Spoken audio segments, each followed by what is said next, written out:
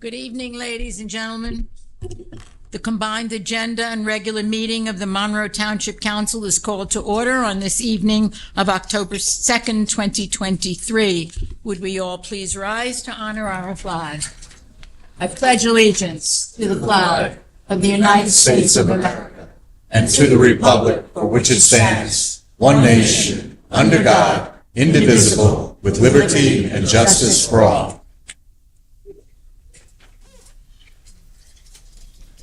Moving. Clerk, please call the roll. Councilman Charles DePiero. Here. Councilman Michael Markell. Here. Councilwoman Rupa P. Siegel. Here. Council Vice President Terrence Van Zura. Here. Council President Miriam Cohen. Present. Would you please read the sunshine law into the record? Certainly. Please let the record show that Mayor Delina is absent this evening. Alan, if you... Yep. Madam Clerk, just wanted to let you know that unfortunately the mayor could not be here tonight. He is by his wife's side as her mother is seriously ill in the hospital.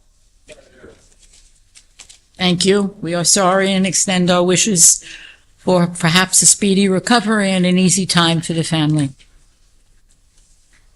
I'll move on to the Sunshine Law. In accordance with the Open Public Meetings Act, it is hereby announced and shall be entered into the minutes of this meeting that adequate notice has been provided by the following.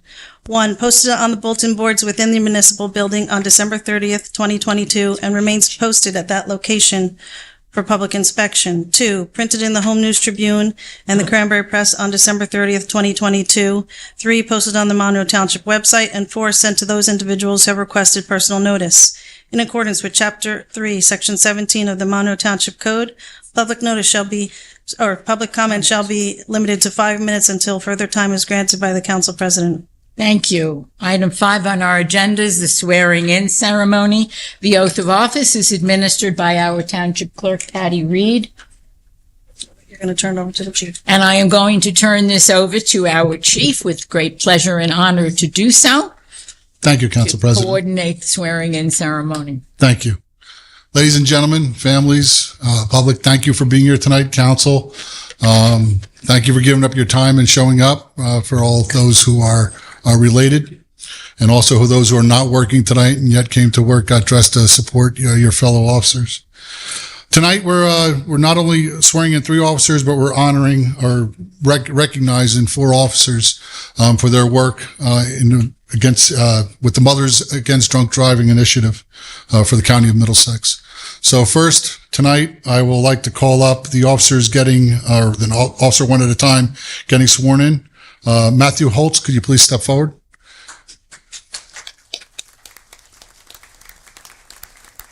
And you can have your whole family come up. They can all come up. How can you say no?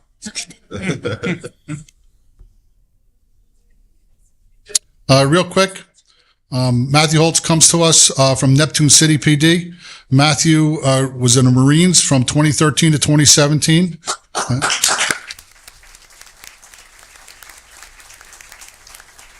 After the Marine Corps, Matthew put himself through the police academy in the alternate route at Neptune City PD. He served as the resiliency trainer, the radar instructor, a field sobriety testing officer, and an alcohol test operator. And he also graduated the Top Gun Academy, I believe it's Monmouth County.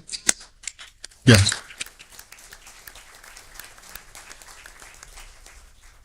Holding the Bible for him tonight was his lovely wife, Lauren, Mackenzie, Kane, and Nora, his son and 2 daughters.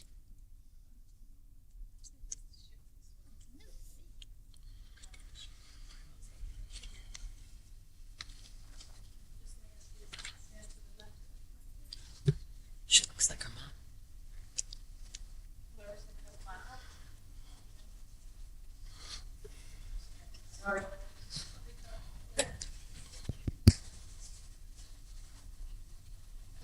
So I'm going to left hand down, right up, and we're going to repeat after me. Okay?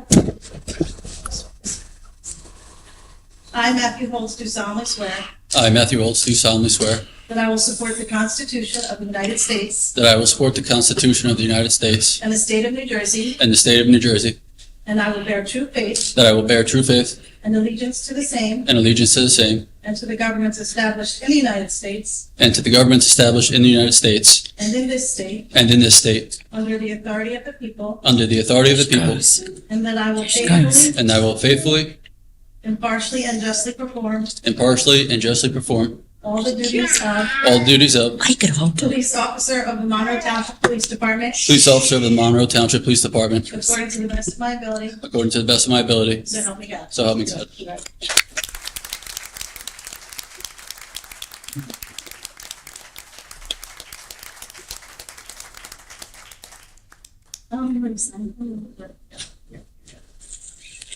Congratulations. You could leave her, I'll hold her. We're good. Chief? I now call Officer Dovidas Jakovicius. Hold. Officer Jakovicius comes to us from Jamesburg Police Department. He graduated Brookdale Community College associate's degree in 2019 in health and science. He was hired by Lavalette Police and put him through the Ocean County Police Academy, where he graduated, and now we picked him up in April. Holding the Bible for him tonight. Is your mom? Your mom made it. Okay. Thank you. His mom, Diana.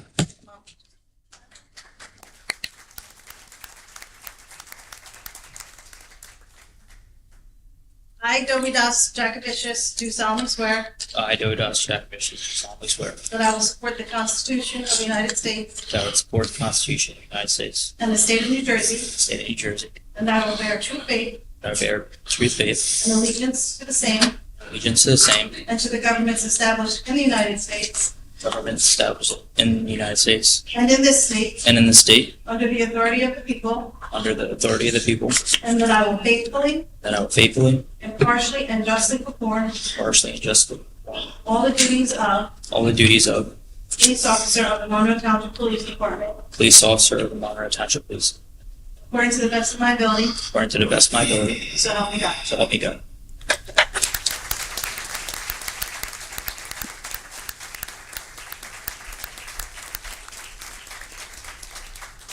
I would now like to call Officer Stephanie Pagano.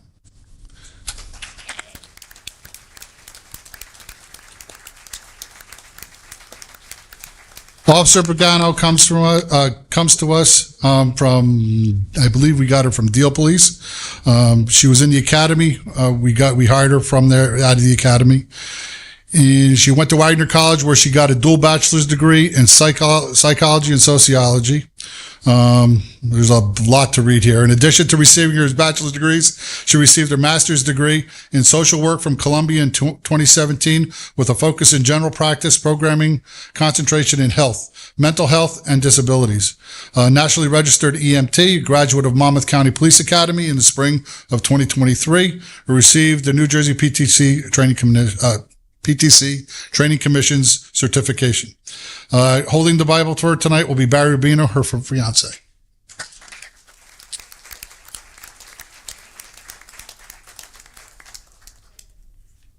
I, Stephanie Pagano, do solemnly swear I, Stephanie Pagano, do solemnly swear that I will support the Constitution of the United States that I will support the Constitution of the United States and the state of New Jersey, and the state of New Jersey, that I will bear true faith that I will bear true faith and allegiance to the same and allegiance to the same and to the governments established in the United States and to the governments established in the United States and in this state and in this state under the authority of the people, under the authority of the people, and that I will faithfully, and that I will faithfully, impartially, and justly perform impartially, and justly perform all the duties of all the duties of police officer of the Monroe Township Police Department police officer of the Monroe Township Police Department according to the best of my ability, according to the best of my ability. so help me God. So help me God.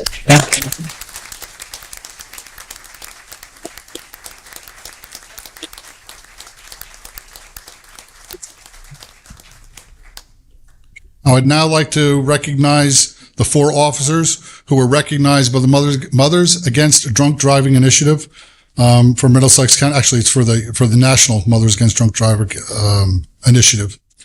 They were established in 1980, and what their goal was, there was 13,000 people a year dying in DWI accidents. They were trying to get that number down to nothing.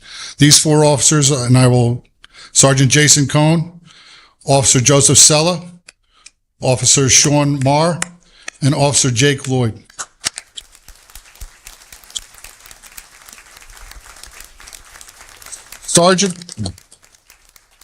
Sergeant Cohn was recognized as a drug recognition expert, and he received such an award. Officer Sella had recognition of excellence, the award and certification on that.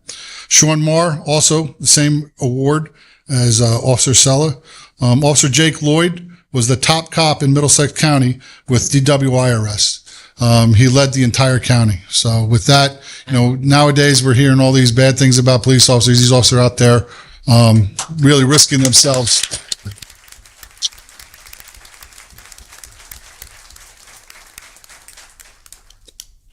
That's it, Council. Chief, I thank you for the presentation. As is our usual custom, I know my council colleagues would, of course, like to make a statement. I will There's nothing wrong. Anywhere you want to go. go where you want to go. This You want to go is sit? You want to go sit back down? It's up to you. Stand over here. Come on over. see, Chief, you and all of your officers know that we in Monroe Township are extremely proud of our police department. We are always proud of the work they do. We are proud of the fact that we are such a safe town.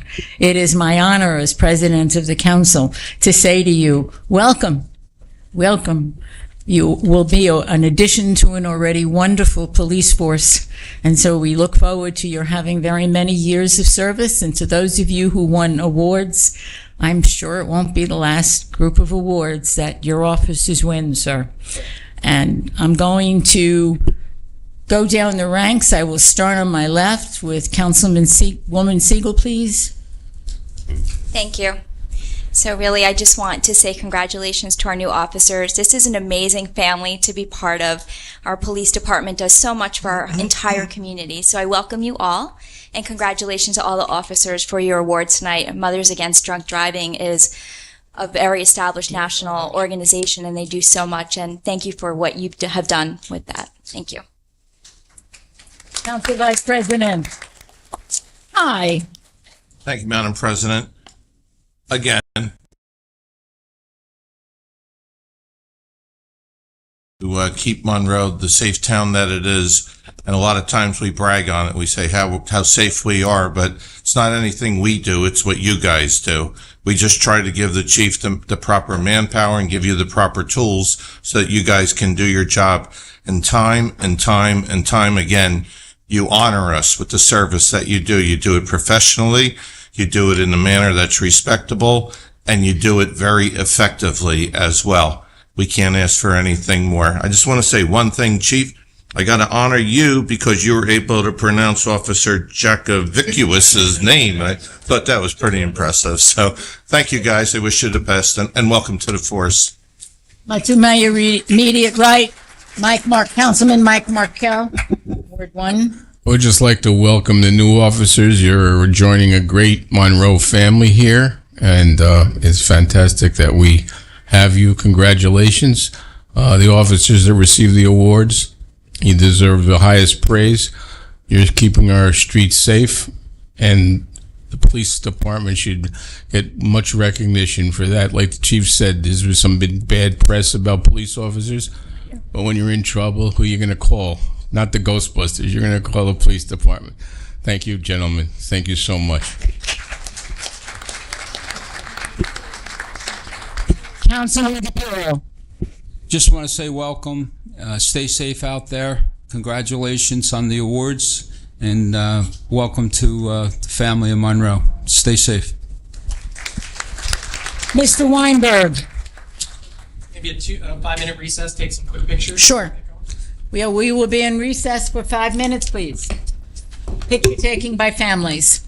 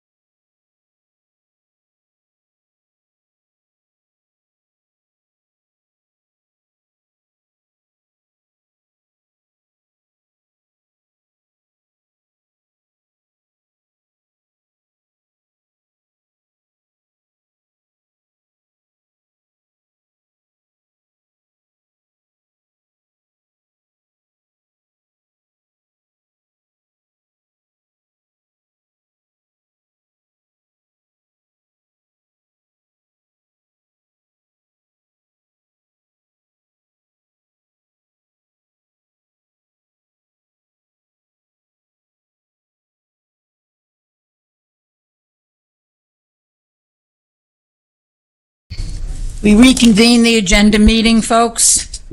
Thank you all.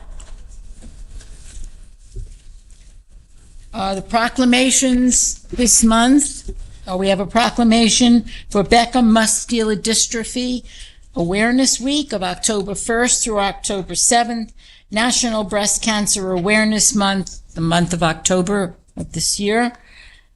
Hindu Heritage Month is also in October, and Rett Syndrome Awareness Month is in October. Clerk, please read the ordinances for second reading.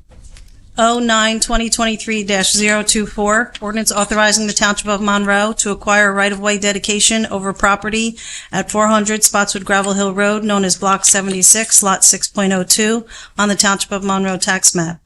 09-2023-025, ordinance amending Chapter 116 of the Code of the Township of Monroe entitled Towing and Storing of Vehicles. Thank you. Item 8 is the resolutions for consideration under the consent agenda at the October 2nd, 2023 regular meeting. That's R10 2023-223 through R10 2023-237. Would all council members please review again any of these resolutions? You wish them removed from the agenda, please so state. Mr. Councilman DePiero. Yes, I have R10 2023-223. R10 2023-224.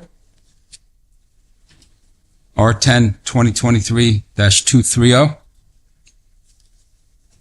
R10 2023-235. And that's it. Thank you. Thank you. Thank you. Anyone else have any resolutions they wish removed from the consent agenda?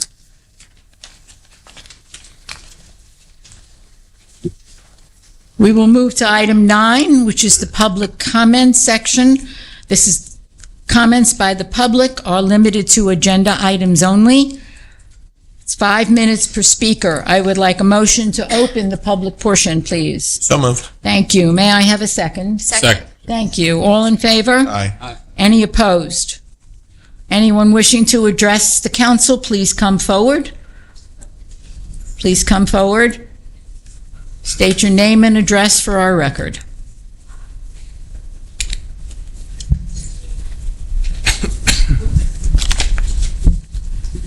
Pat Swaljay, 586A Madison Drive. My question is, I don't know if this is appropriate time to ask it, why are these resolutions pulled out of the regular agenda for a... It is the privilege of the council people to have vote resolutions that they believe that they cannot vote on and ask that they be removed from the consent from the agenda. Okay. Is there a reason why that... No one is required to offer a reason. Okay. There is a piece of information that is not generally known, but when you abstain, it goes with the majority vote. Okie doke. Thank you. You're welcome. Please.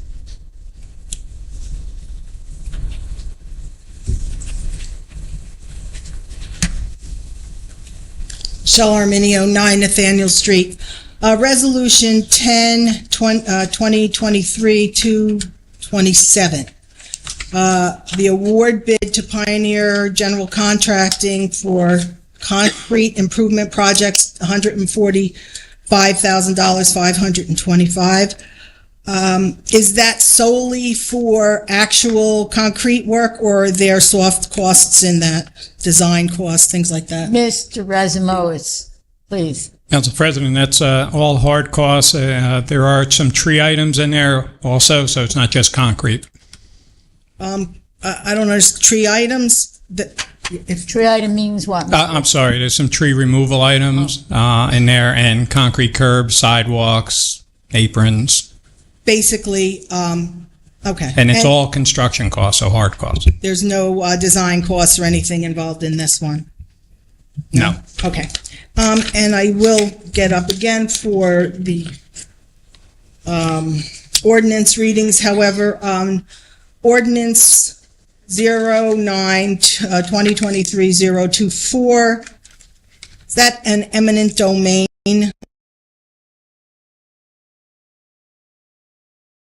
The Township of Monroe to acquire the right-of-way of dedication, is that done, by eminent domain? Or is that? Oh, Mr. Gordon, we'll take that. Thank you, ma'am. You're welcome. No, those are voluntary conveyances of right-of-ways that are needed for roadway improvements. And when you say voluntary conveyances, are they attached to approvals of applications for development? No, it's part of a roadway improvement project that Council we President? needed Sorry, Council Mr. President, if I can add to it, this was an developer application before the board for a single home. And as part of that approval, there was right-of-way dedication for future road widening. But it was for one single home. Okay. Okay. So it is a developer application that is in conjunction with the right-of-way necessary for this. I just want to be clear. Yes, there's an application before our board, and yes. Are we paying for that right-of-way? No, right? It's part of the application agreement? Yes. There's no compensation outside of The approval for the application? Correct. Okay, thank you. Anyone else wishing to address the council, please come forward now. Seeing and hearing none.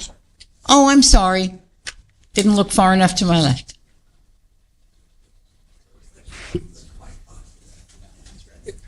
Excuse me? Didn't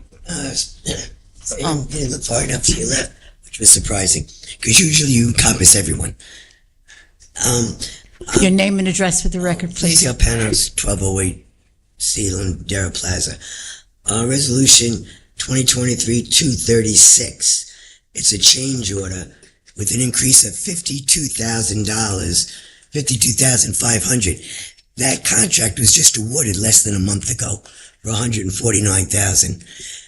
Was there any other bids? Because I find it questionable or weird why a contractor would bid $149,000 and then in 3 weeks later come back and say we need $52,000 more. Were there other bids on this contract? Maybe you should relook at that. Would you like me to? Mr. Weinberg? Sure. So this was, thank you, Council President. This was done through a co-op, which is part of the, either, in general, as part of NJSA 40:11-1, when you go out to bid on projects, you can also use a state contract or a pre-approved co-op, like Educational Services Commission. This was done through the Bergen County Co-op, where they went out to bid, created prices for certain roof contracts, and you could choose certain things off their already bidded projects for your project. We made a certain set of choices that led to $148,000 based on what we thought we needed for the roof. Ultimately, the building department came in and said that we should use a different type of 5/8 inch plywood, one that is fire resistant, and to add an H channel, which is an additional amount of work on the roof. So all they had to do before the project started was plug in those already bid prices from the Bergen County Co-op. And this group was already pre-approved through the Bergen County Co-op. So what you really see here is a change of scope in the project before it started, and we're working through a co-op as part of that. Okay, but if you're going to have a change of scope, maybe you should have a change of how you looked at it from the get-go. Right from the beginning, you should, your builder, whoever came back and told you we need this, you should again ask you to reconsider this, go back and do due diligence. Maybe it might come back that this is needed, but whoever told you to change, and 3 weeks later after the bid, that just doesn't seem fair. I would like to respond to that. Please So do, Mr. Weinberg. DPW originally did the specs on this, and it probably would have been prudent to make sure their design met the building code. Prudence is good government, That's yes. being candid with you. It didn't happen. Once the building department looked at it and said these are the requirements that we'll need to do, then we have to do these safety requirements. It's not sort of an option. I'm not going to So- sit here because I know you're all going to do it anyway, but prudence is what good government should be all about, and this was not an example of it. Thank you for your comments. Anyone else wishing to address the council, please come forward now. I don't want to miss anyone in the room. Seeing and hearing none, I'm going to entertain a motion to close the public portion. May I have a second, please? Second. Thank you. All in favor? Aye. Any opposed? No. The public portion of the meeting is closed. Reading my glasses more and more. I'd like a motion to adjourn the agenda session, please. Motion. Thank you. Second on that? Second. Thank you. Roll call. Councilman DePiero. Yes. Councilman Markel. Yes. Councilwoman Siegel. Yes. Council Vice President Van Zura. Yes. Council President Cohen. Yes, the agenda meeting is adjourned. We would like to convene the regular meeting, 7:02. 7:02 PM. May I have a motion to convene our regular meeting? Motion. Moved. Thank Second. you. Second. Second. Thank you. Roll call. Councilman DePiero. Yes. Councilman Markel. Yes. Councilwoman Siegel. Yes. Council Vice President Van Zura. Yes. Council President Cohen. Yes, this meeting is open, and our second item of business is a motion to approve the payments of claims per the run date of September 27th, 2023. May I have a motion? Motion. Second. Second. Roll call. Councilman DePiero. Abstain. Councilman Markel. Yes. Councilwoman Siegel. Yes. Council Vice President Van Zura. Yes. Council President Cohen. Thank you. Motion to approve the minutes of the following meetings as written and presented. September 6th, 2023, the agenda and regular combined meeting. Motion. Thank you. Second. Second. Thank you. Roll call. Councilman DePiero. Yes. Councilman Markel. Yes. Councilwoman Siegel. Yes. Council Vice President Van Zura. Yes. Council President Cohen. Yes. Ordinance for second reading. 09-2023-024. Ordinance authorizing the Township of Monroe to acquire a right-of-way dedication over property at 400 Spotswood Gravel Hill Road, known as Block 76, Lot 6.02, on the Township of Monroe tax map. Motion to open a public hearing, please. So moved. Thank you. A second. Second. Aye. All in favor? Aye. Any opposed? Abstain. So the public hearing is now open. Anyone wishing to comment on this ordinance, please come before the council now. May I have, seeing and hearing none, may I have a motion to close the public hearing? So moved. Thank you. A second. Second. All in favor? Aye. Any opposed? Public hearing is closed, and I would like a motion to adopt ordinance 09-2023-0224. Motion, please. Motion to adopt, please. Thank you. A second. Second. Roll call, please. Councilman DePiero. Abstain. Councilman Markel. Yes. Councilwoman Siegel. Yes. Council Vice President Van Zura. Yes. Council President Cohen. Yes. Ordinance 09-2023-025. Ordinance amending Chapter 116 of the Code of the Township of Monroe entitled Towing and Storing of Vehicles. May I have a motion to open the public hearing, please? Motion. Thank you. May I have a second? Second. Thank you. All in favor? Aye. Aye. Any opposed? Anyone wishing to address the council on this ordinance, please come forward now. Yes. And please, again, your name and address for our records. Shell Arminio, 9 Nathaniel Street. I'm not even gonna sit. Is this an increase in fees? No. No. What are the changes? Council President, if I may? Yes, please. We moved to a 3-year application. I believe we just finished the 3-year. This is just requiring the tow operators to submit annual renewals of like their insurance, how it renews annually. If they get any new personnel or registrations, they just have to submit their paperwork on an annual basis on when it expires. What was it previously? You said 3 years? It was a 1-year application prior to that. We're in a current, we do 3 years now. So now it's 3 years, and Yep. it's just essentially an update of renewal information? Yep, basically that's it. Thank you. You're welcome. Anyone else wish to come before the council? Again, seeing and hearing none, may I have a motion to close the public hearing? Motion. Thank you. May I have a second on that? Second. All in favor? Aye. Aye. Any opposed? Motion carries. May I have a motion to adopt ordinance 09-2023-0255, please? Motion. Thank you. A second on that. Second. Thank you. Roll call. Councilman DePiero. Yes. Councilman Markel. Yes. Councilwoman Siegel. Yes. Council Vice President Van Zora. Yes. Council President Cohen. Yes, carries. We move to resolutions. With the clerk, please? We have them for consideration under the consent agenda, the R10 2023-223 through R10 2023-237. With the exceptions of R 2023, R 2024, R 230, and R 235. Correct? Good? Yes. Okay, good. Thank you. No problem. May we have a motion to adopt, please? So moved. Thank you. A second on that. Second. Thank you again. A roll call. Councilman DePiero. No. Councilman Markel. Yes. Councilwoman Siegel. Yes. Council Vice President Van Zora. Yes. Council President Cohen. Yes. Item 6, the resolutions removed for the consent agenda for consideration. Please list them.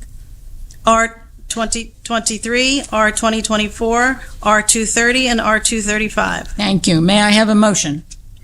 So, Oh, I'm sorry, do them one at a time, I've just been told. Oh, you want to vote them at one I've at a just time? been No told problem. we're doing it No one at a problem. So this is for just Resolution 223. A motion and a second. And a Motion, please. so moved. Thank you. Second, please. Second. Roll call. Okay, I'm just trying to make my notes. You're not running away. No problem. Councilman DePiero. Abstain? Councilman Markel. Yes. Council Vice President Siegel. Or excuse me, Councilwoman Siegel. Yes. Council Vice President Van Zora. Yes. Council President Cohen. Yes. Now this is Resolution 224. Ask a motion. Motion, please. So moved. Thank you. Second on that. Second. Thank you. Roll call. Roll call. Councilman DePiero. Abstain? Councilman Markel. Yes. Councilwoman Siegel. Yes. Council Vice President Van Zora. Yes. Council President Cohen. One more time. Sorry. One more time. Vote. Yes. Yes, thank you. Resolution 230.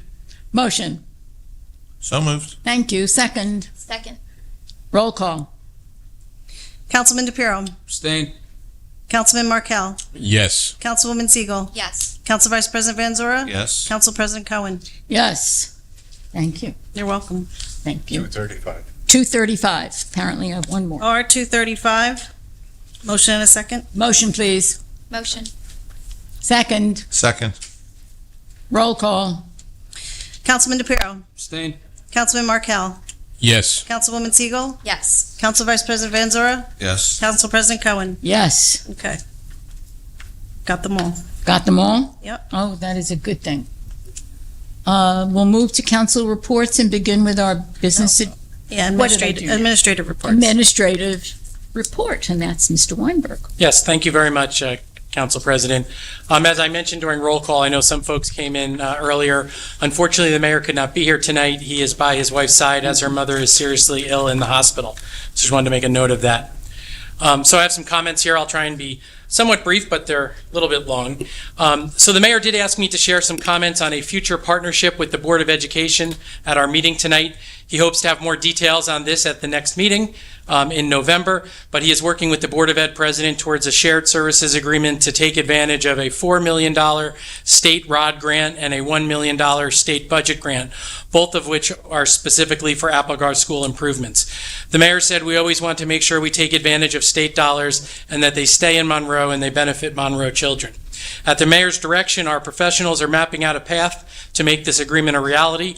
Once the mayor has the details of the $5 million shared services agreement, which will include a future bond expenditure by the township, he will brief the council.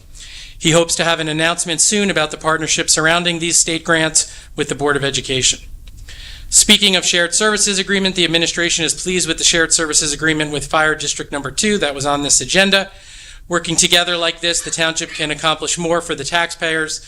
Mayor DeLina has been a big proponent of shared services agreement and will continue to do that when it helps Monroe taxpayers, as mentioned in the earlier comments. Also pleased to see another state OEM grant of $10,000 on this agenda, which actually comes from the federal government through the state for OEM training and technology. Regarding OEM, the last week was busy with storms in our region. A tropical storm and an inverted trough passed through our area this past week. We want to thank the DPW, the OEM, MTUD for their preparations and actions to make sure we were ready. In both cases, the higher amounts of rain were in other places, but certainly appreciate the communication and the work of OEM in these groups.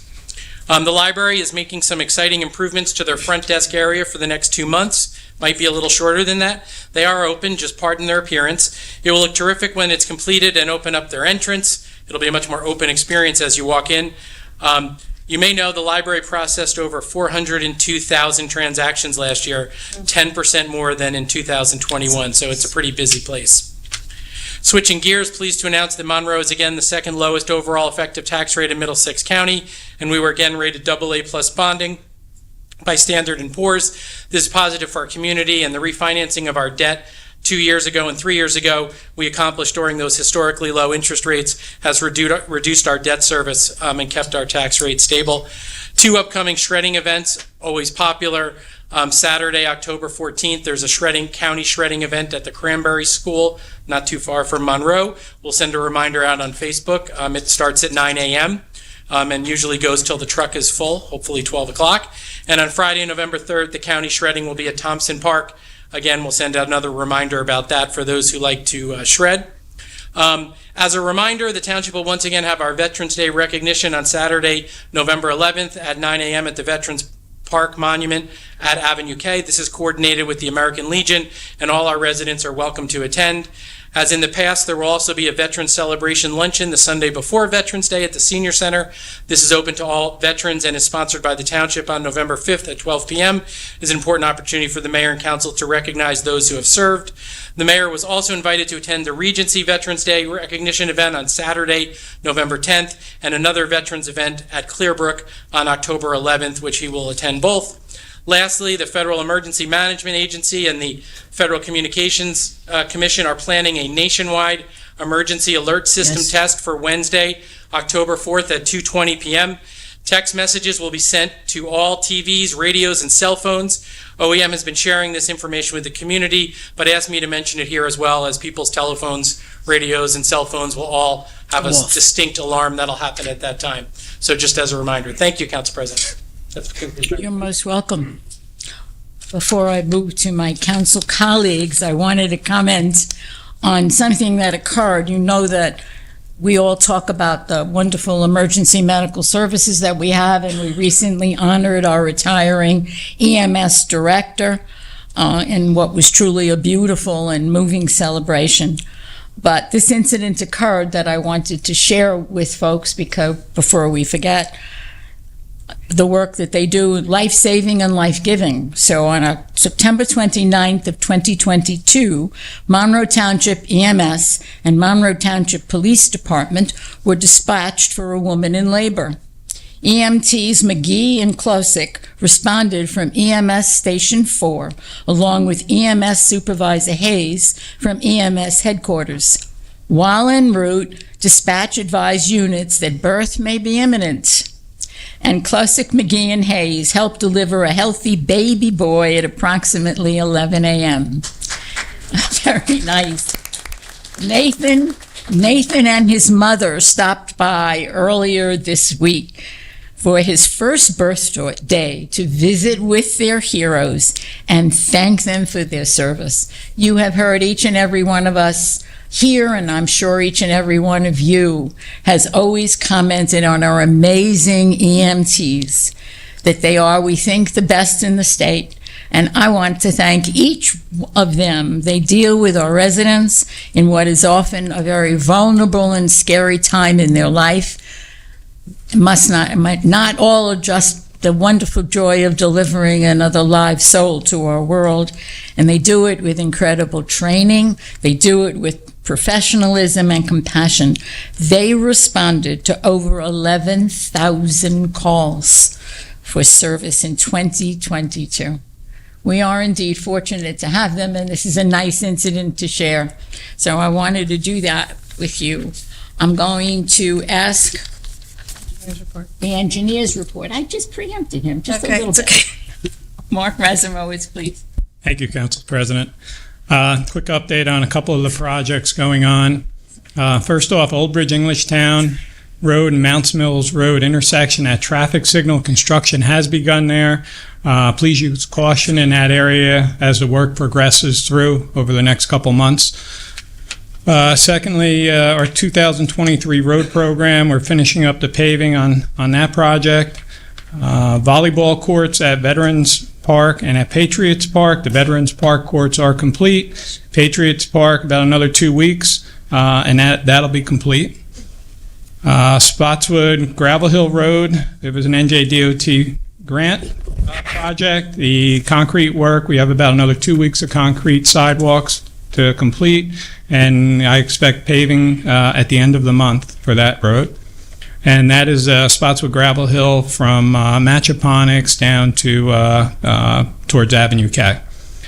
And lastly, the Spotswood Englishtown Road drainage project that we did at Romero Court, that project is complete. I have contacted Middlesex County to advise them we are complete, and the county is scheduling to come out to do the repaving, the milling and repaving of that portion of Spotswood Englishtown Road.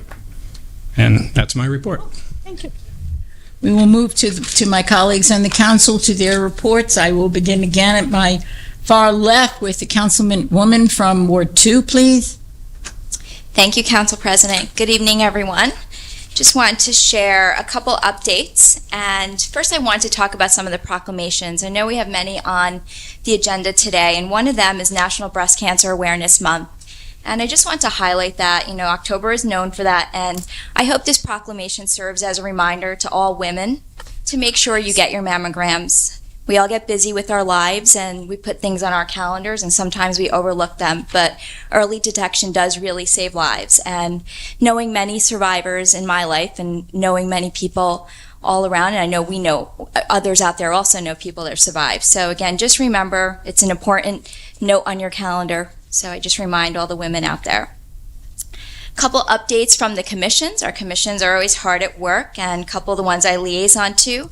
The Cultural Arts Commission has their annual juried art show at the library starting October 5th through the 14th, and this can also be viewed online. And also, I know I've been mentioning this the last couple months, Artrageous, which is an amazing family event, is going to be on October 15th at the PAC, so please do check the website. And again, there's so many wonderful programs that the Cultural Arts Commission does sponsor through the library too, so check that out. Environmental Commission, they had their Green Fair last week, and despite all the rain, it was a great turnout and lots of great information. So congratulations to the Environmental Commission and the Green Team for all their work for that event. And then our Historic Preservation Commission had their last open house yesterday. Just to share some of the numbers with their open house, it's just been truly remarkable. Over 500 people have visited the historic site this year. And something that they've done that was a little bit different is they invited guest speakers. So they had a beekeeper, American Indian artifacts, and a whole bunch of different speakers come, which really has helped them drive their numbers. But they've also been doing a lot of push on social media. They had over 10,000 people view their Facebook posts. So just want to thank the entire commission and our DPW who really keep the grounds looking beautiful and pristine, and also our Rho Kappa Honor Society students in the high school who spend a lot of time volunteering their time and working with the commission. This past Sunday, we had the honor to go join the mayor and the council help represent the Monroe Wolverines, cheer teams with sweatshirts to commemorate their outstanding achievements during the 2022-2023 season, including their impressive wins in national and global championships. So congratulations to the Monroe Wolverines. 20 years, Councilwoman Siegel. 20 years they've been winning awards. Pretty amazing. Not bad. And that is my update. Very Thank good. you. I'm going to ask Councilman Markell.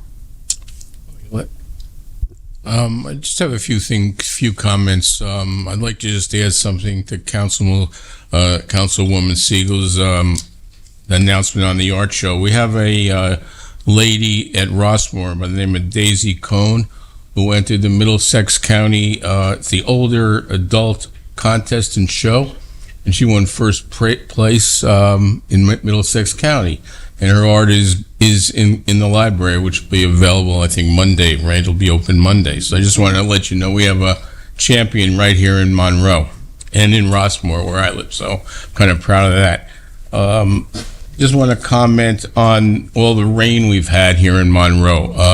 Everybody was concerned about flooding. Now, when it rains, we have so many problems. We've had so many problems in the past. It's kind of it hits me pretty personal.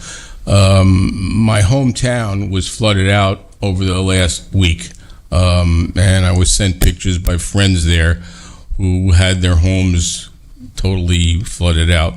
One in particular person who I had met in high school many years ago, we were 14 years old, his business was underwater. And I spoke to him about giving him some help.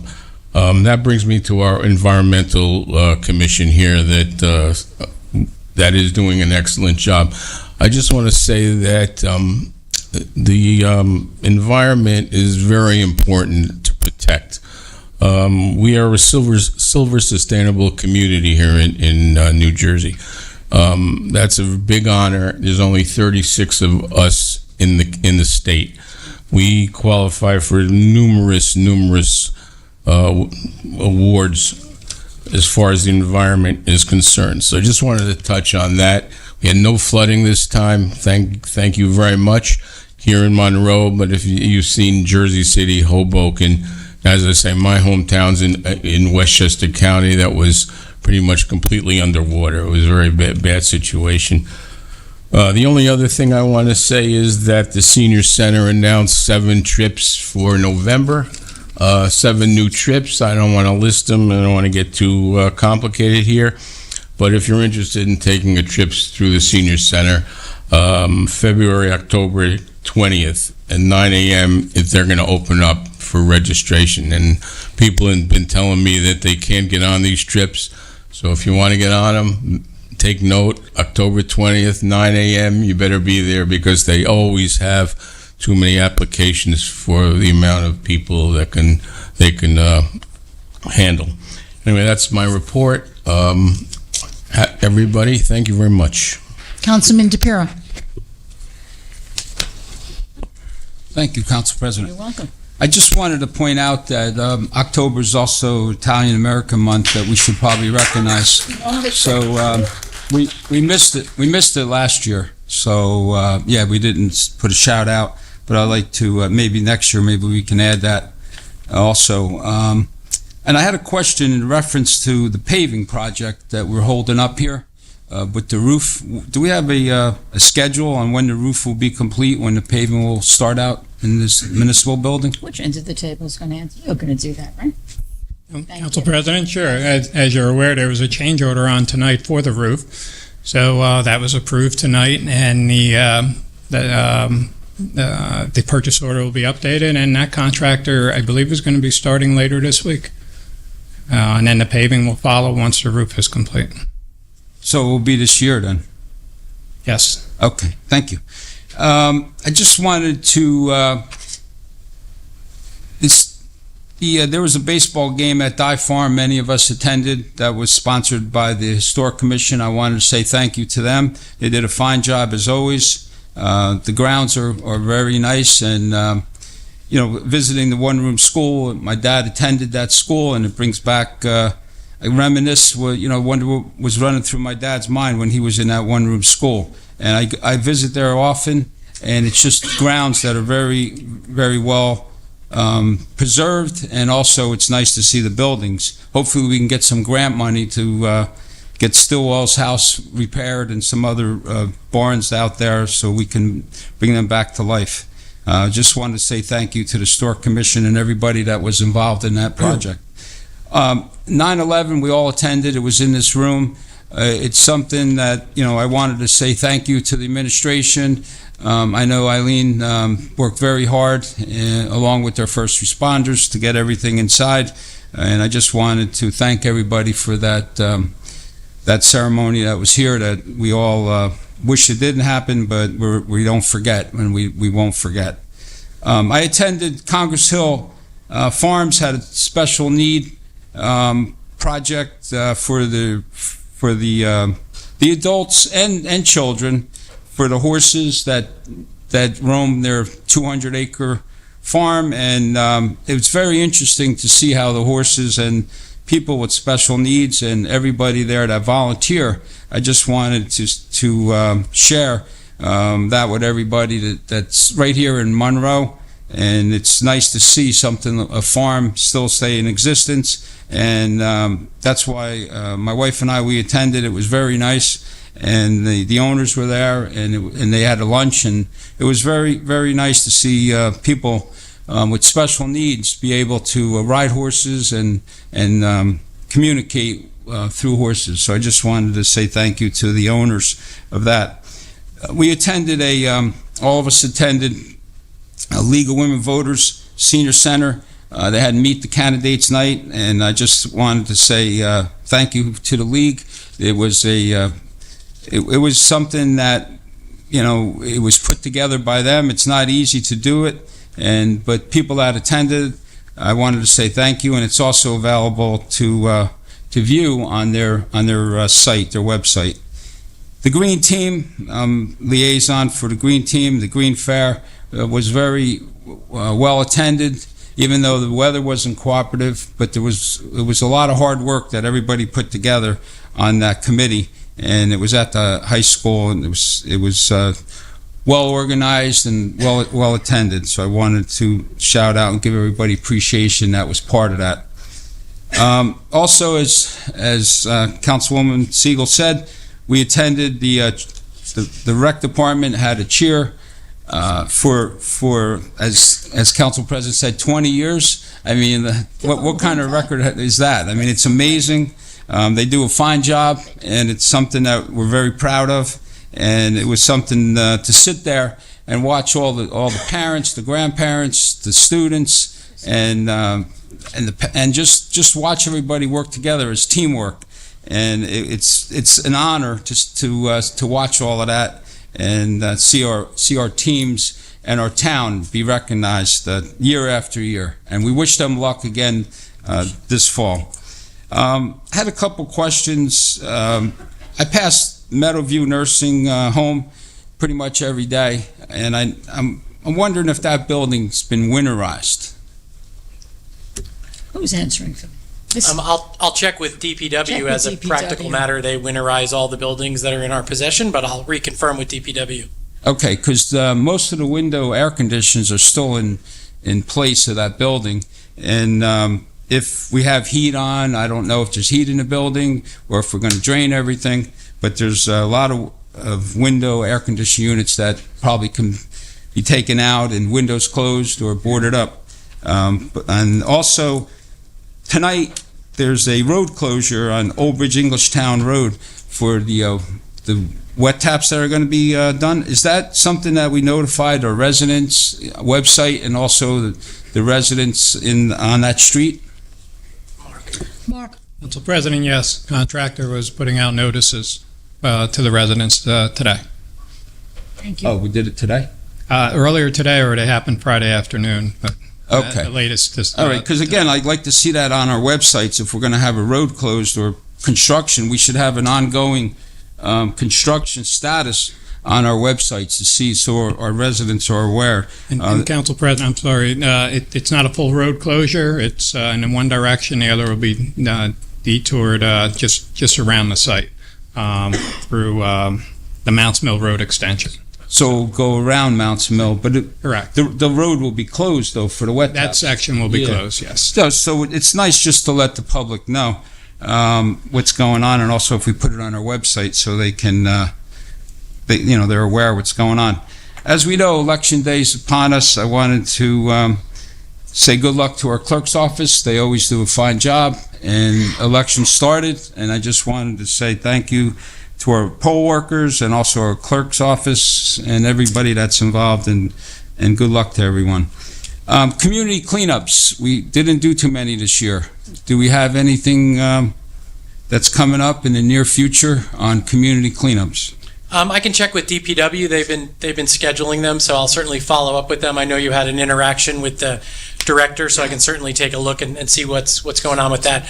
I know the DPW themselves have gotten a grant from from the county and have been doing a significant number of cleanups themselves. But I understand your comment about the community cleanups. Right. I feel like DPW has been doing a pretty good job of keeping things clean with their grants, but I'll follow up with the director as well. Yeah, that would be good because we do give, we have grant money that we give to clubs, $500 and stuff, and there are people that are asking, but we're just not, we don't have a schedule. So if we can work on some kind of schedule for cleanups. So that'd be Council good. President, just to add in, we Yes.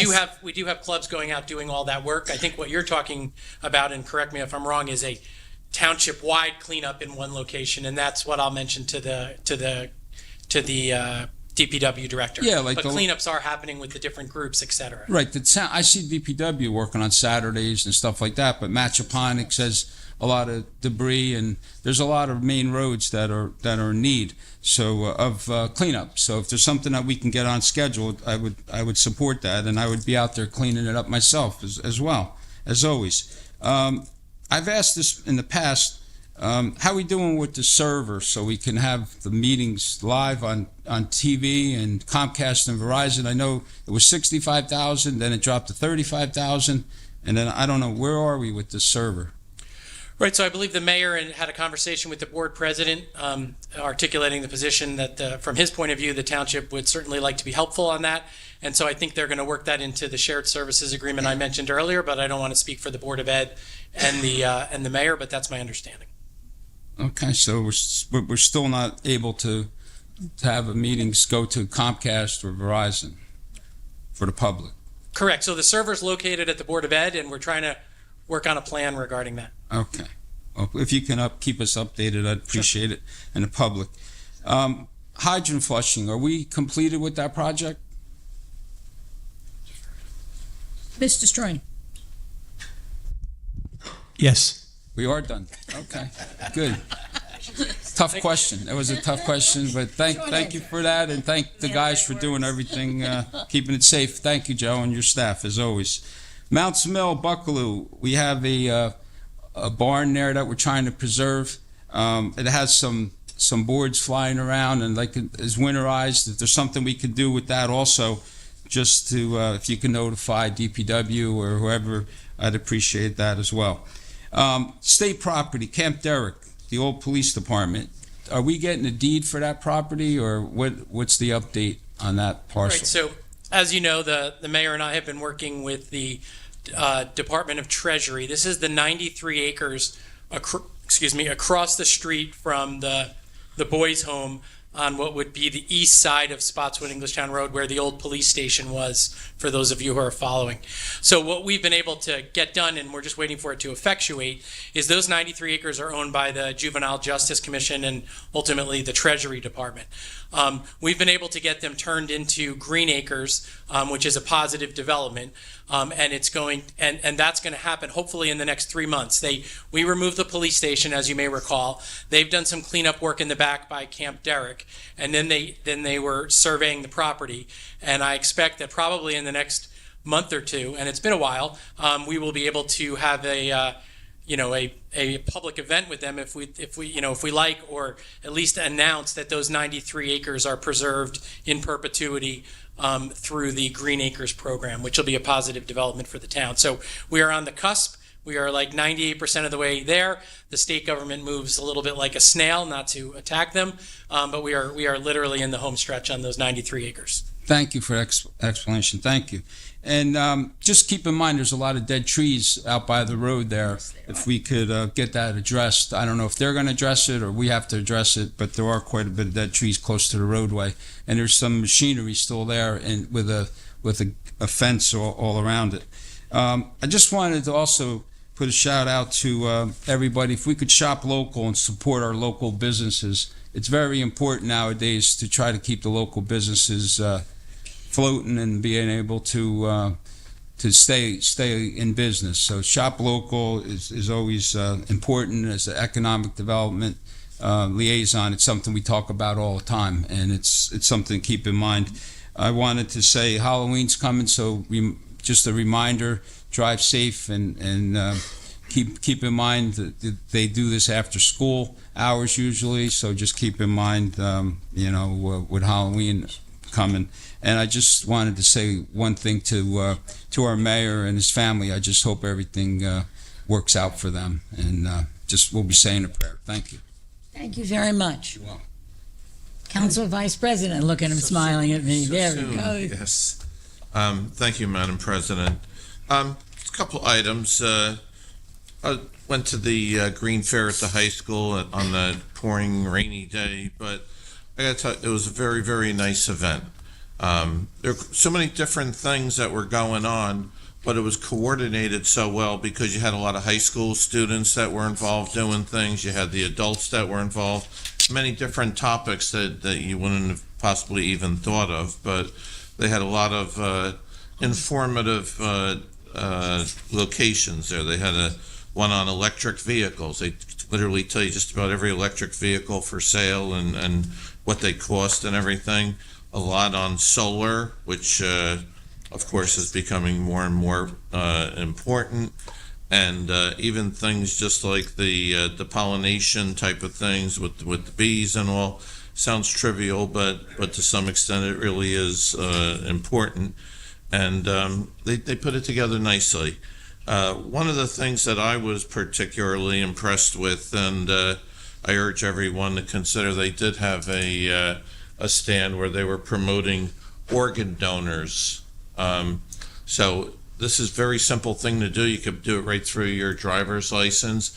If after you pass away, you want to have your organs donated so that maybe somebody else could live, I think that's a great thing. I signed up myself, and I urge others to consider it. It's not for everybody, perhaps, but I do think it's a good thing. And every now and then you read about some tragedy where someone dies, and yet the organs are saved and they help somebody else live. So if you could have that legacy, I think it would be a nice thing. But I just tell you, think about it and you make your own decision on that. Obviously, we have the Veterans Day celebration. I just want to clarify, that's November the 5th, and it's going to be from 12 to 2 at the Senior Center. And I know that's something that's near and dear to the mayor. He always does a great job with that, and we like to show our veterans the appreciation that we do have for them. Another thing that I wanted to mention, as we pass 9/11, it brings back memories of how much we care about our first responders, and that's our police, our EMS, all the people that go out to the scenes. Also reminds us of our nurses who are out there and working hard. And around COVID time in particular, I think we took on a special appreciation of nurses because they would actually put themselves in harm's way to treat people, not knowing what the potential consequences were of their exposure to people who potentially had COVID. And quite a few nurses actually suffered, and some of them lost their lives as a result of it. So the reason I mention it right now, at Robert Wood Johnson, the nurses are on strike looking for better conditions. And I think that it's a worthy cause. I support them, and I urge you all to read about it. You make your own decision, but it's something that I think that we should look at and remember. These are nurses that are out there who are trying to get better conditions for their coworkers, and I think that's an important thing. If you have nurses that are working too many shifts and they're working too late and they get tired, they may not be as effective. It could be one of your loved ones that's in the hospital who may suffer adversely because of that. And that's really what they're pushing for. It's not specifically just a pay thing. So just think about it, and if you could see your way, read up on it, and if you feel it's appropriate, try and support them. And of course, one of the last things I want to mention again, the Ukrainian war continues to go on, and it's almost at a point now where, it's become secondhand news where people don't like to talk about it. We just had to get past our last budget approval that happened over the weekend, and there was no funding for Ukraine in there. I would urge our federal officials to go ahead and continue to support these people. I think it's important. If Ukraine were to fall to the Russians, I think that would start a domino effect that would not be good for any of us in the country. So those are my points. I wish everyone the best. Happy Halloween when it comes, and hopefully we'll see some people at the Veterans Day. Thank you so much. I'm supposed to add here, and I neglected to say it, is trick or treating in the municipal building on Halloween, on the 31st. Check the website, and it has the details, so that I see, and the children come in costume, and the offices look really pretty, and nice. It is nice. So before we move to we'll go now to the public comments section. I'm going to ask for a motion to open public comments, please. Motion. Thank you. A second on that, please. Second. All in favor? Aye. Any opposed? No. Member, you come to the microphone, you give us your name and address for the record, please, and each speaker has 5 minutes.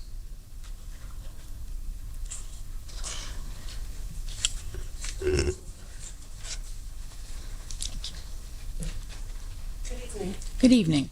My name is Naomi Holzer, and I live at 453 Bluebird Drive. Yes, your comments, please. I'm a retired first responder. I'm a registered nurse for 39 years and a certified nurse midwife, and I worked very hard. And I was exposed to a variety of diseases. I did escape COVID because I was already retired by then, but I did HIV, I did hepatitis, I did tuberculosis, I did, I can't even remember all of them, Ebola, preparation. I went through it all, and I was ready to put my life on the line for other people. And but I feel that my contribution to society was paltry compared to veterans. Okay, to me, veterans are the ultimate givers. Okay, they give the real sacrifice. They take a bullet if they have to. Okay, they go over a landmine if they have to. So for me, they are sacred. My father was a veteran, and I think karmically he was so connected to his service his whole life that he actually died on Veterans Day. Okay, I mean, if karma has anything to do with how we live our lives. And I feel that the mayor going alone to address the veterans is a paltry offering. Okay, I don't know why the entire elected council is not going to support these veterans at these affairs where they're being honored. A real show of government that you appreciate, because something can happen to the mayor. Tonight he can't be here. Wouldn't that be a dramatic downfall for the event? But there's safety in numbers. If you have a large group of people showing support and the mayor doesn't make it, okay, the mayor, at least they're going to get everybody showing their support. Why is it that only the mayor goes? Who said that? Who said that? That's what I'm hearing, that No. the mayor has been invited. Let me say what I heard. Okay. What I'm hearing is that the mayor has been invited to communities and he's going. Can all the councilmen join him? It is the common practice on this council for all of us to show up at not only Veterans Day's events, but many other events. But we certainly show up at Veterans Day. I am the child of a veteran myself. So, and I'm not the only one. So any event in these communities where the mayor is invited, anybody on this council could join him. Is that what I'm made to understand? I don't know the inviting policies of your particular. Person is doing the inviting. They're doing the inviting, but we have all attended at the senior center. We will No, all. I get that. The senior okay. center is, but I'm saying that the mayor, why is the mayor being invited? To my knowledge, the mayor was invited to attend at Clearbrook. And he could easily say, I would love to attend. Well, perhaps and he will. I will bring my council with me. Perhaps he will. Like to attend. Perhaps. I want them to get the full Monty of this government support and admiration. I understand your concerns, and they are shared by not just those of us sitting here, but by many of us sitting in this room, that veterans are important, and they gave some. We know the sacrifices and not sacrifices many of us are asked to make. It is common for the council to appear. I can't say more than that, and I don't know if Clearbrook has invited other the rest of Maybe I us to could add come. something, Council Maybe you President? Sure. can check up on it, please. Well, no, I and could see. say something. So Sure, obviously, please. any of the township events that we have is open to the mayor and council, and of course, they almost always attend. I can't think of a. Let me just finish if I could. Okay. The mayor gets invited to a lot of different events all over the place within the community, and he asked me to specifically mention that he was invited to 2 other events so that they're public and they're out here as well. Obviously, when he goes to a private community, they're almost always welcoming of the council as well to go. But it is not a public event then in the senior center or out at Avenue K. So we cannot dictate and say what has to happen. But as you may know, the mayor formed a veterans committee about 2 years ago, and there have been even more veterans activities happening throughout the town. So he's been getting invited to more and more things, so that I think that's quite helpful actually, and in terms of trying to engage the veterans community so that they understand how appreciated they are within the town. And if he was Council to President. go into the community and there was a councilman present, you would honor that and show the veterans, look, we've brought more people from government to support you, and you would announce their presence in the room. Is that right? I just announced the meeting, so they are announced here today. I just want to go with a clear understanding, because I'm not a politician, okay, and I'm not a government person. I'd like to know that when there's events at the private communities, are we going to show the support of the entire council who would like to attend? So as it relates to veterans, I announced them tonight. If different people invite the mayor or other council members to their homes, that is not always a public event. But from a veterans point of view, they were announced tonight. And frankly, Mayor Delina has done, a tremendous amount for the veterans, which is why I'm mentioning that tonight. So I don't know that legally, and I'll ask the township attorney if I can force everyone to go in. I'm not trying to be difficult. It's just not public property. They're private communities. They're private communities. But if the mayor has an entourage, if he brings his secretary, she would be allowed in. So now he's bringing his council. No, your time is up. We are very much aware of your comments, and we thank you for it. Anyone else wishing to speak with us, please come forward now.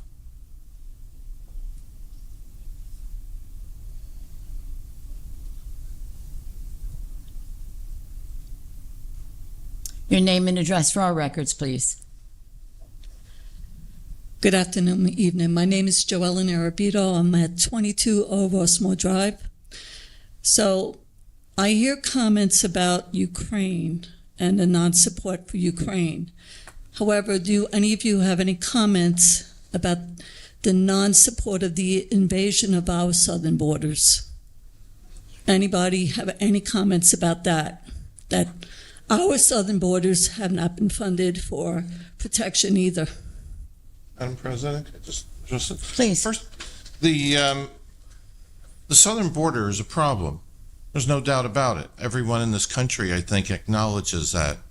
This is something that both parties need to come together and draw up the proper legislation so that we can have the sufficient number of judges, the sufficient number of workers, people that can process these people, determine what people have a rightful spot in our country, whether they be welcome to stay or not stay. If they're not welcome because of whatever their background may be, then at that point they would have to be sent back and they would not be allowed in. But it's not a one-party thing. We have one. We have. Let me finish. Excuse me now. Ma'am, you Point of interrupt order. me No, every time. I'm allowed to. I'm allowed to speak. Do not. You'll excuse me. I heard your answer. Now I'd like to speak. I'd like to speak. I was not done with my answer. I'd like to make a comment to what you just said. The I will have president order in has this room. opened the borders. That's not exactly That true. is and absolutely you know it's true. not exactly true. There is And you're- absolutely nobody protecting our borders, and that's because of this president. And we are not getting funded for it. What are your comments about that? I'm not going to respond to it because your statement is You're not not true, gonna respond ma'am. 'cause you have And no comment. I'm not going to engage you I- in this kind of conversation. Then please Thank you, don't. Madam President. And is there another topic you wish to speak about, or just Well, the I haven't southern gotten any border? answers. I haven't gotten any adequate answers. Again, on I'm this one. sorry you were displeased with the answer. The answer you received was the Councilman answer DePiero, you thank you received. for acknowledging the Italian Heritage Month. Thank you. Anyone else wishing to address us, please come forward now. Sir. And your name and address for our records, please.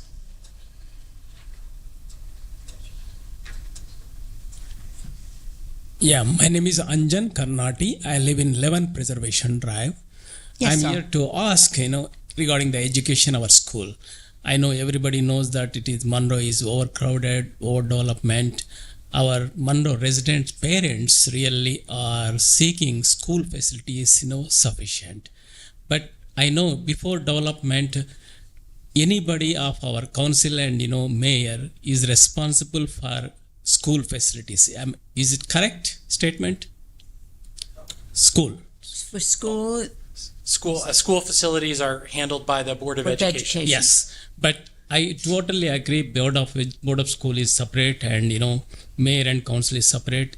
Ultimately, this administration is responsible for Monroe residents' quality of life and education and everything. Is that the correct statement? no. The Board of Education is responsible for the education of our students. Yes, They have a separate, you know that, I know. Yeah. I know that you know that. But do we care about students? And of course we do. Yes. Of course we do. So the reason is I'm asking because of overdevelopment, crowded, Monroe's population is increasing day by day. Before giving any approvals, do you concern with the planning, zoning, and as well as Board of Education? Okay, hey, we are bringing 5,000 population this year because we are developing. So are we meeting as responsible? Who is responsible to meet with the planning board and zoning board and as a Board of Education? So here there is a detachment. I can see that. Board of Education is responsible for education and administration is responsible development. But there is no meetings going on, there is no information exchange is not going on. Because of that, schools are overcrowded, development is happening parallelly, and schools are really not sufficient. That is what I am hearing from the parents, the Indian parents, Asian parents. They are saying, they are complaining schools are really not enough accommodation. Please, sir.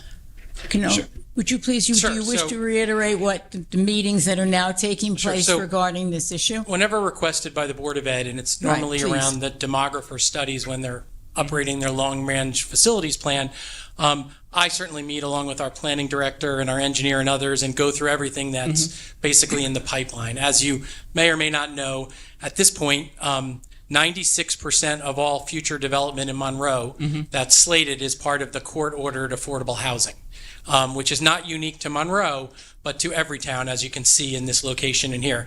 And that would be the developments that you see right now, whether it be, Monroe Park, Monroe Village or Georgetown Estates, whatever they're calling it now.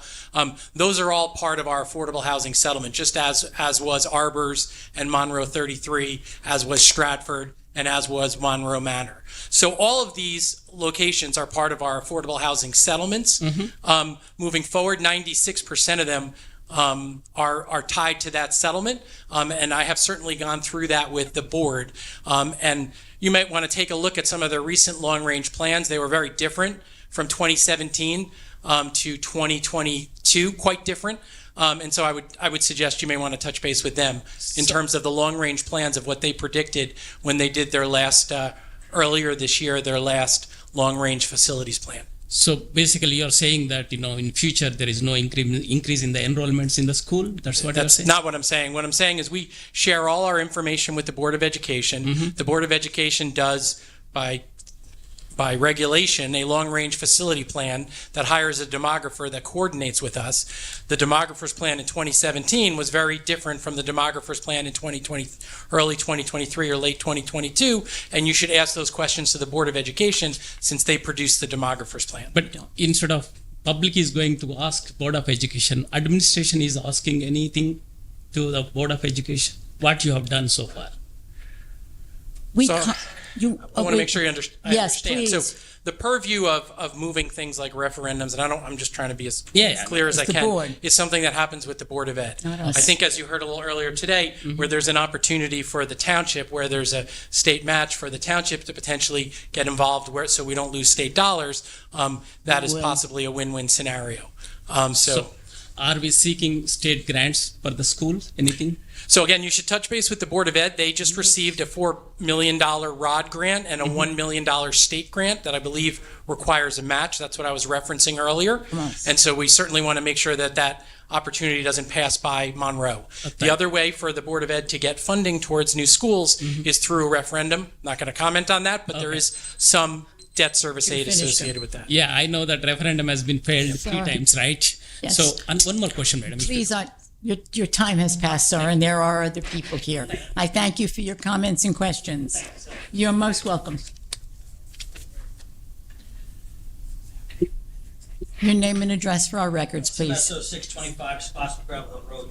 With all due respect, Madam President, I do believe a point of order is from the patron to the chair, and then the chair directs the other people to... Your comments to this board, please. No questions. Okay. Statement. In this town, we have builders and engineering firms over our residents. We have chose engineering firms and builders over our residents in Monroe, and it needs to end. The excuses need to end. Stop telling us about the affordable housing that needs to be built when you only sprinkle in affordable housing units here and there into these monstrous neighborhoods that are overcrowding our town, our roads, and our schools. We watch election season after election season, our mayor and the council, other than Charlie DiPiero, Councilman DiPiero, excuse me. You serious? Go ahead. Go ahead. Would you please allow the speaker? Thank you very much, Councilman. Please continue. Sir, would you please continue your statement? I'll continue, but I am shocked at the demeanor of an elected official like that. I would like you to I do believe he's your legal counsel, aren't you? Excuse me, sir. You have a 5-minute time limit, so would you please deliver your questions or comments? Other than Councilman DiPiero, okay, campaign contributions from builders and engineering firms rather than fighting for impact fees. Each and every one of you, exception Mr. Markle, I don't know yet, have taken money from engineers and builders. Hundreds of thousands of dollars over the years.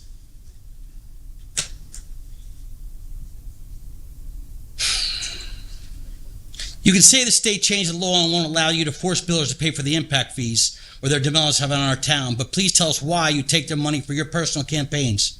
Same engineering firm that you all turn around and vote to appoint as the town engineer.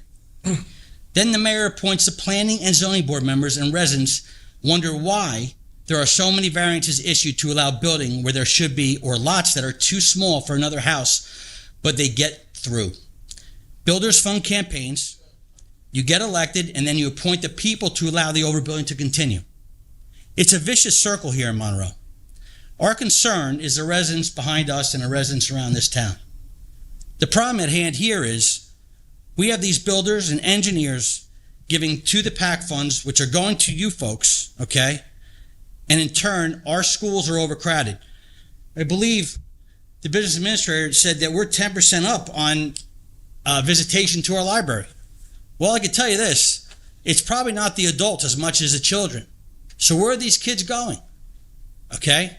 The bottom line is we're overbuilding our town, we're destroying our town, and the fact of the matter is the residents are going to pay for it in the long run, and they're going to pay dearly, okay, when a new school has to be built, and we are taking the blow. Our taxpayers are taking the blow.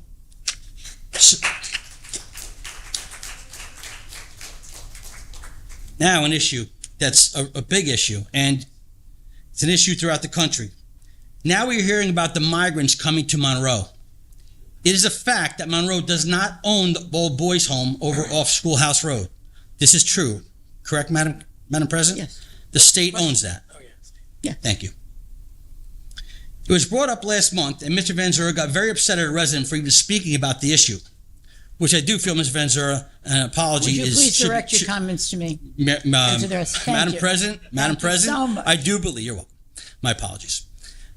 But through the Madam President, I do believe Councilman Vanzura owes Mrs. Arabito an apology for the way he conducted himself at the last Township Council meeting. Okay? Thank you. We know what Governor Murphy does in this state and how he panders to the Democrats in Washington. We saw it with COVID. This is no different. We need to know what this town council and mayor will do when Governor Murphy tells you the migrants are being dropped off at the boys' home.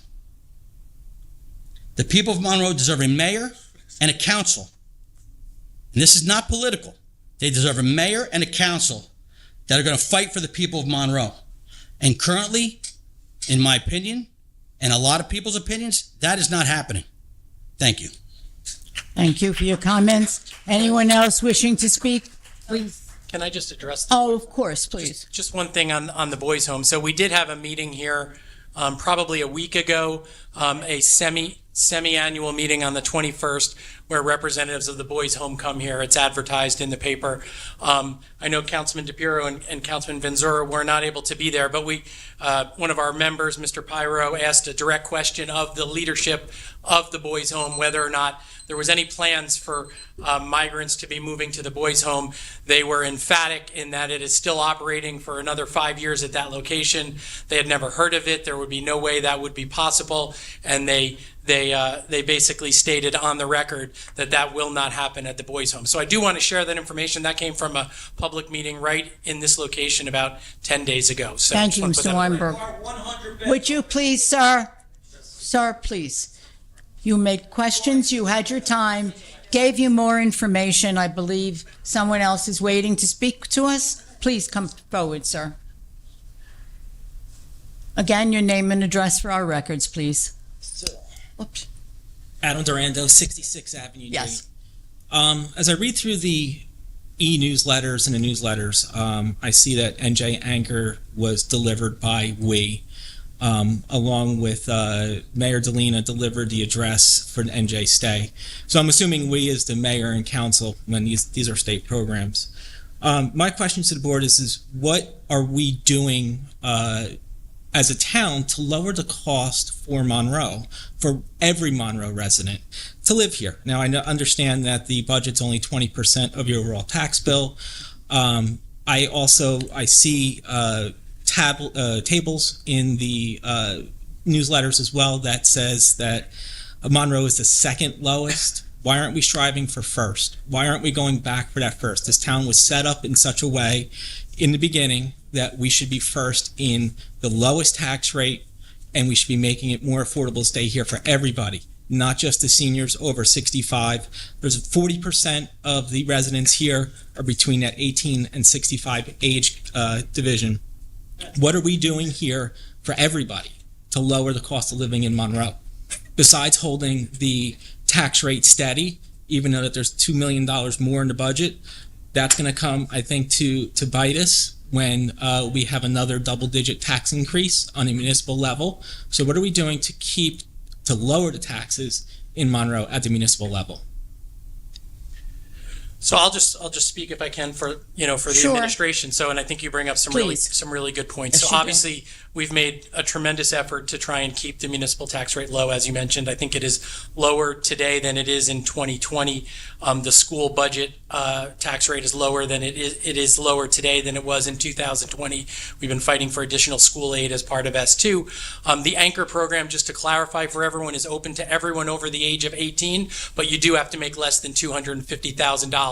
So it is not open to everyone within the community, and that's up to $1,500. And actually, there was a big fight on that, in terms of trying to get that accomplished. The Stay NJ concept is a good one. We're not quite there yet. That's something that I know the mayor is working towards, and some expansions on the senior freeze. But I know as a township, we've done everything we can to try and stay focused on affordable. I'm not aware of any double-digit increases. We obviously, as we look to the 2024 budget, we'll take a look at things, but not anticipating anything along that line. But frankly, the administration's focus has been on affordability and doing everything we can to keep taxes as stable as we possibly can within the town by refinancing our debt and a variety of other things, Council President. Sorry. Go ahead, sir. So stable doesn't mean lower, it just means flat, and it's been flat for the past 3 years. But also, just lowering it for everybody. And to be clear, NJ Stay and Anchor are state programs, correct? Correct. Okay, so the council, the mayor and council didn't deliver those programs. That was from the state. Correct. The legislature passed those programs. The mayor was asked to testify when Stay in New Jersey was in committee, and he was asked to speak. And he did speak, and we hope that helped influence what was a bipartisan effort by the Senate and the Assembly to pass those bills. These were bipartisan bills. Okay, thank you. You're most welcome. No, thank you, sir. Anyone else waiting to speak to us? Yes, please, sir.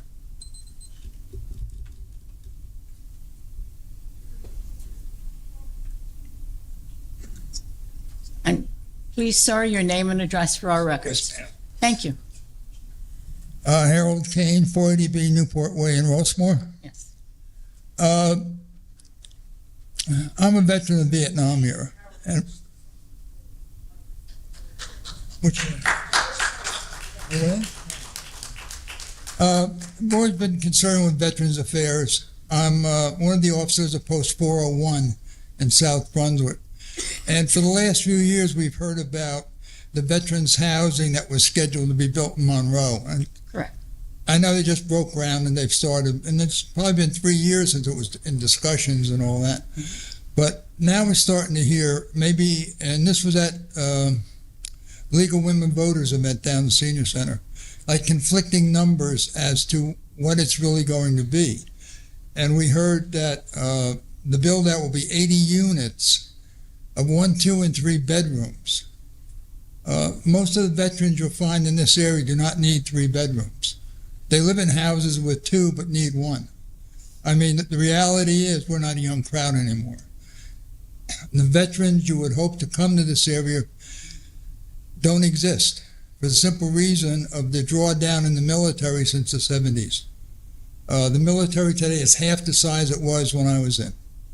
And a lot of veterans, and I have personal friends like this, were from the northern states, were stationed in the southern states, got used to the warm weather and never went home. So you have this drawdown, and the number of veterans coming into New Jersey is way down. It's probably almost a negative number right now. So what I was looking at for members of our post was if there's 80 units there, at League of Women Voters, I think the mayor said, no, it's 37 units. No. I could clarify that. Will you let Mr. Weinberg review how when the he's done, numbers if you were? want. I don't want to take your time. No, you if can want to finish keep your going. your comments. Well, that was basically, there were some okay. questions about Right. what is it? So these are all great questions. Appreciate your service. So as part of the affordable housing settlement, we had 37 units that were court ordered to be veterans only. Those will be veterans only. And then we were able to get some additional funding from the state without using Monroe taxpayer dollars to do an additional 43 that are going to be veterans preference. And the bedroom units within the building are set by COA. It's Council on Affordable Housing and Regulation. And so veterans can move into the 1 and 2 bedrooms. Sometimes they'll let a single person move into a 2-bedroom with an exemption.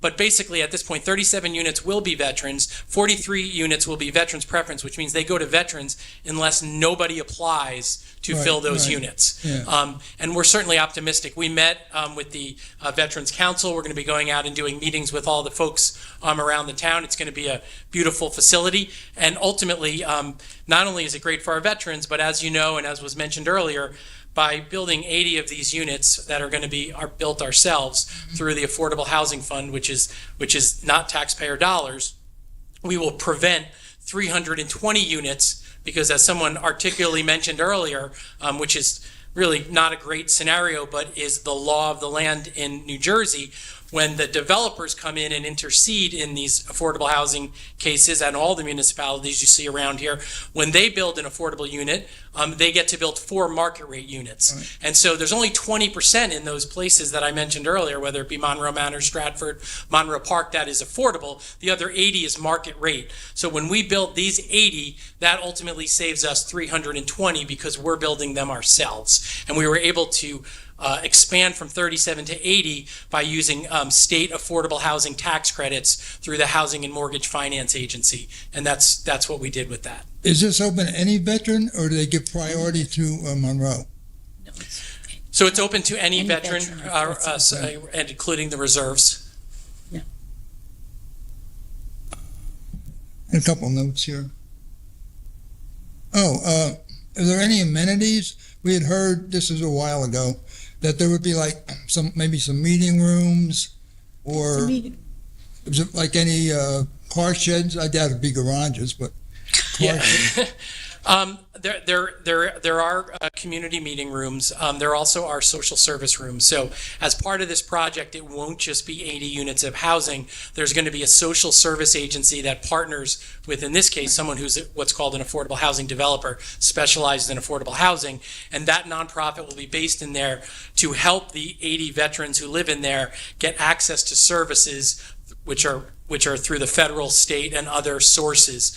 So there'll be medical rooms there for people to be able to see doctors, and social service rooms there. So like van service to medical facility or doctor's visits and all that? There'll be a social worker who's focused on veteran services, since most of the people will be in the building. And they would direct to wherever they need to go? They can either help them get to a doctor or a service, or they can bring the doctor or service into the medical room that'll be there. Okay, good. That's good. Thank you. Anyone else wishing to address us, please come forward now. Again, your name and address for our records.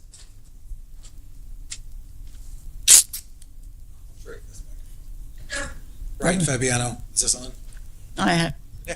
Yeah, it's on. I think we hear you. Okay. Microphones are not my friend, so okay. I wouldn't rely on Brian Fabiano, 19 Patricia Place. I just want to offer the council a few comments. One of the gentlemen here mentioned the term vicious cycle. I believe that's the way he termed it. And I noticed the same thing watching council meetings and being involved in the Board of Education meetings for quite a number of years. We have a yearly vicious cycle when it comes to elections. 2 or 3 months before the election, a few people come out, particularly those that want to run, and they talk about all the things, the big buzzwords to try to provoke emotions in the community, things that they think are important to help them gain votes. And then the election passes, and then you never hear from them again. We do it year after year after year. But the facts remain. You can see what gets accomplished by this council and in this town, and what doesn't.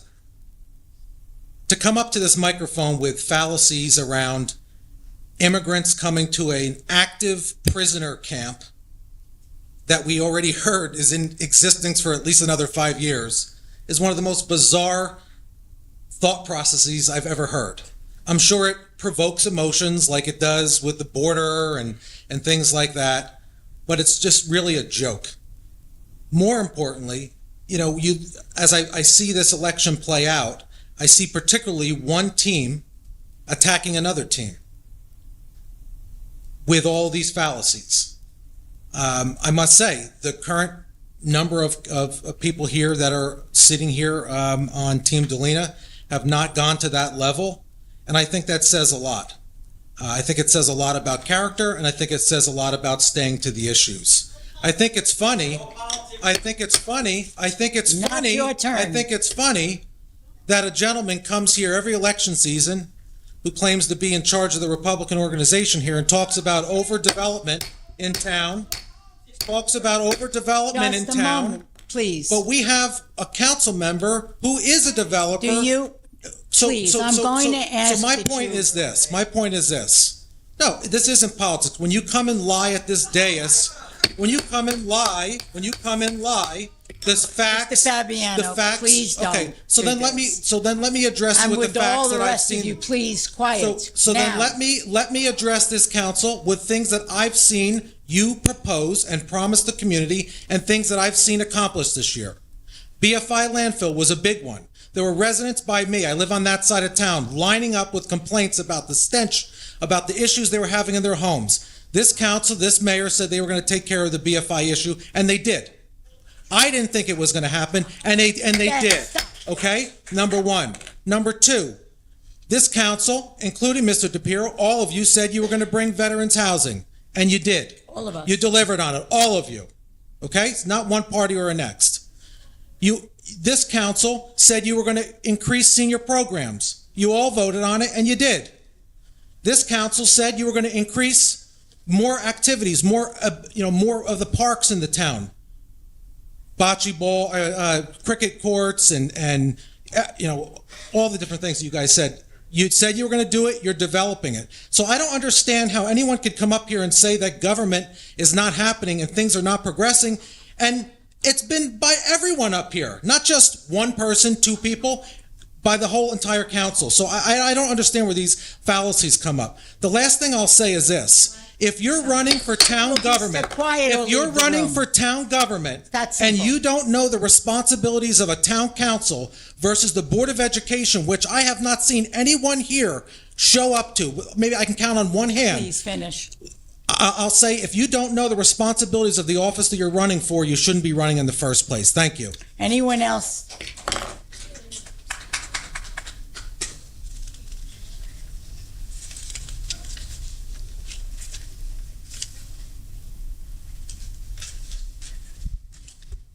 Pat Swalje, 586A Madison Drive. I'm not going to bring up any national issues. I'm not going to bring up about the border wall, which should have been done under President Trump's. Mexico should have paid for it. I'm not going to bring that up. But I did because this is an important election, a local election for local issues. I'm going to ask you to please. People are leaving and they're not being so quiet. So well, I know that. They're making a ruckus. It's not the House of Representatives that is controlled by the Republicans. That's not us here in Monroe. And I don't want to see that type of government here or the type of candidates that are running. I don't want to see that behavior. Please don't discuss the candidates. Okay, so what I'm going to say is I think that our local election is very important, that we stick to our local issues.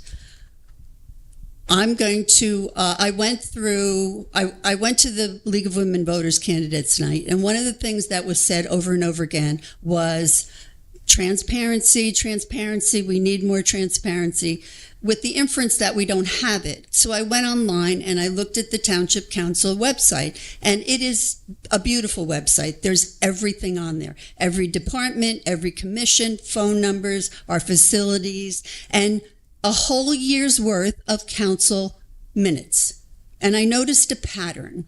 So I'm going to ask, with your permission, Madam President, there has been a pattern of abstentions for this year's worth of council minutes that I saw on there. One particular person abstains for a large number of things. With your permission, I'd like to ask Councilman DiPiero why he's abstaining from the 5 resolutions. It's not. Sorry, ma'am, that's not appropriate. Council votes their conscience. If they feel that they can't vote in favor or against something, an abstention is entirely appropriate.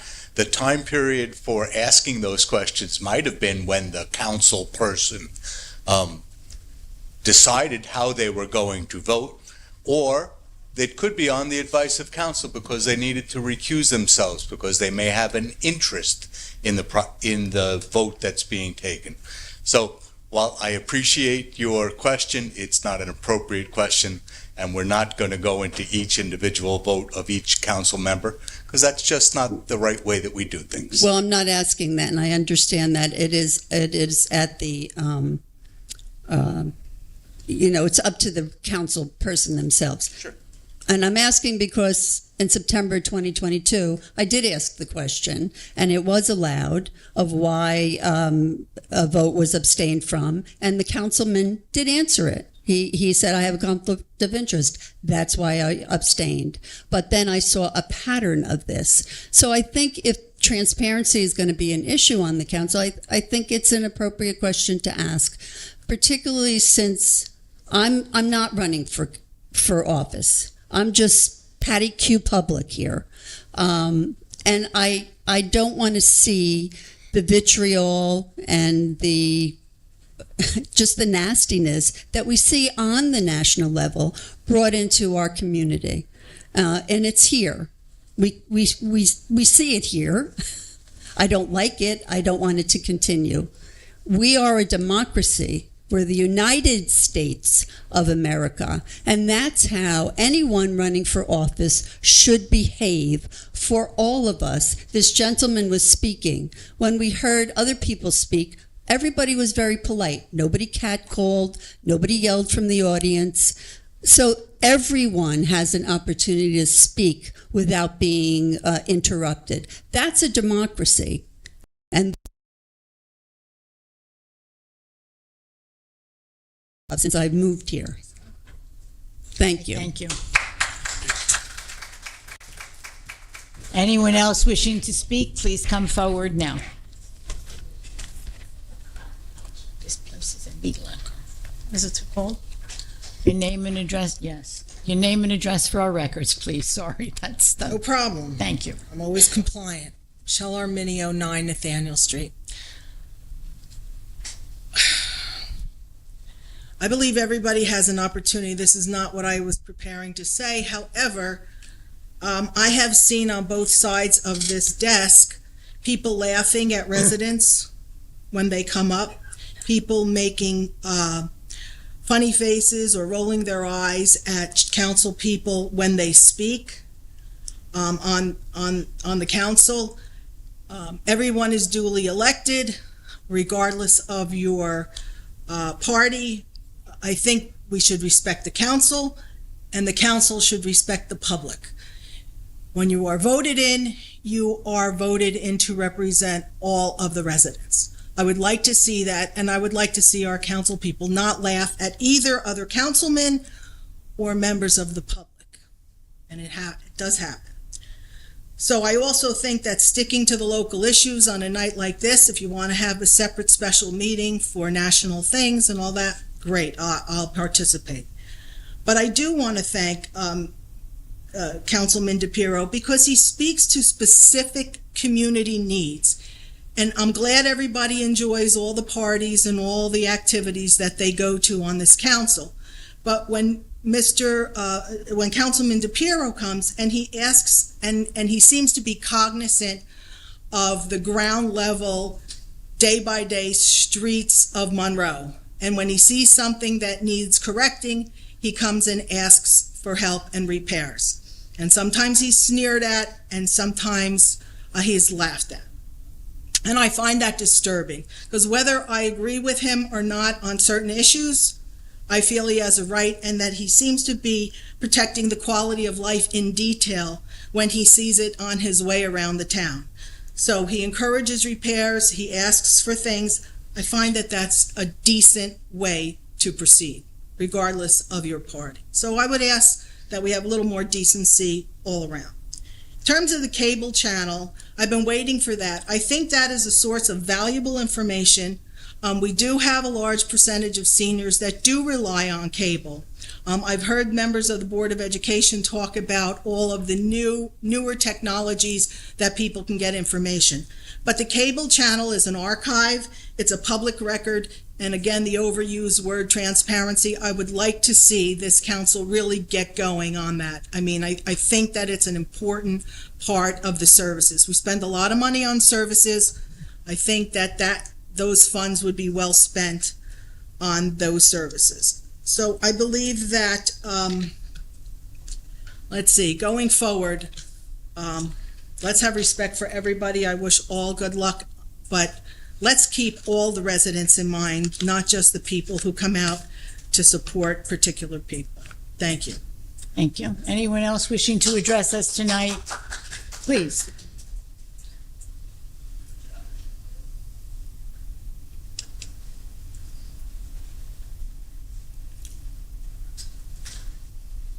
Your name and address for our records, please. Beth DePiero, 404 Spotswood Gravel Hill Road in Monroe. I do want to apologize to everybody for my outburst.